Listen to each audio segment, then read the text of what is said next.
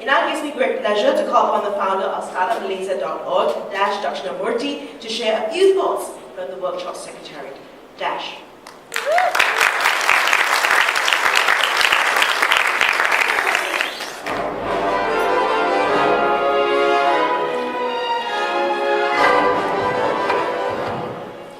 Thank you, Freda.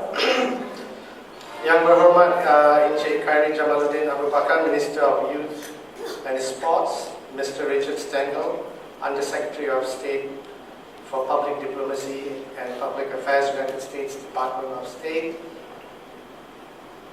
Shall I mention everyone or just Your Excellencies? Very good evening, a very warm welcome to everyone for this dinner, which is, I think, co-organized by the US State Department and Startup Malaysia. A special welcome to all our guests from the region and also our special guests from the US Department of State. As we say in Malaysia, Selamat Datang. I would like to thank the US State Department and the US Embassy for giving us this great opportunity to be a partner to put together this Yseali workshop.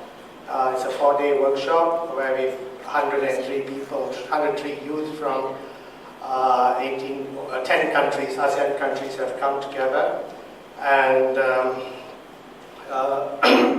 to build connections with each other and to build leadership with leadership capabilities.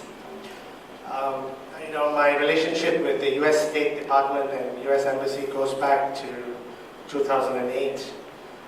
It's really a deep friendship that we have built since 2008.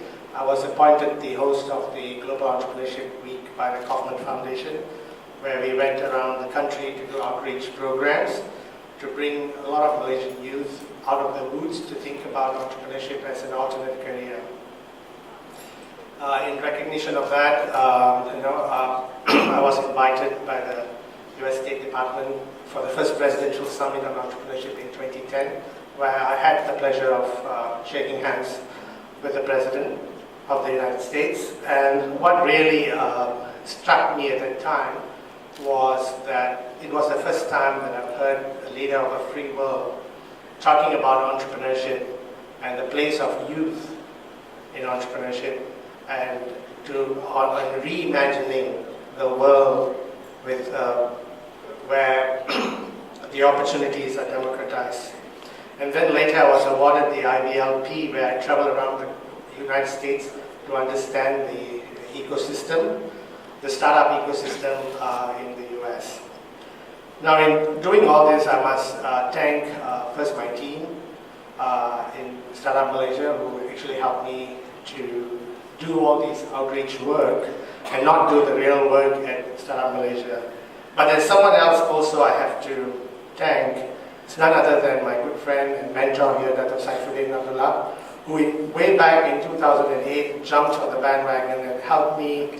He became my patron, which actually gave me a lot of access to a lot of places around the country. This brings me to Startup Malaysia. Startup Malaysia was basically conceptualized in the United States when I was traveling. Basically, we exist for one thing, to increase the number of fundable startups, which actually means to increase the probability of success of young entrepreneurs. The two things that drives us in Startup Malaysia, one is to teach young people to think that all problems are actually opportunities. The bigger the problem, the bigger the opportunity. The second thing that drives us is that you can do a lot more with a lot less. So with these two core beliefs, we teach young people how to test their hypothesis about starting ventures, how to solve problems, real problems, and do a lot of test ventures. Before they go out and get money, before they go out and raise money, or ask the government for huge grants, to do a lot of test ventures to validate the ideas. This is how we work. And in doing that, we divide our activities into 3 parts. We call it mining for diamonds, making jewelry, and selling jewelry.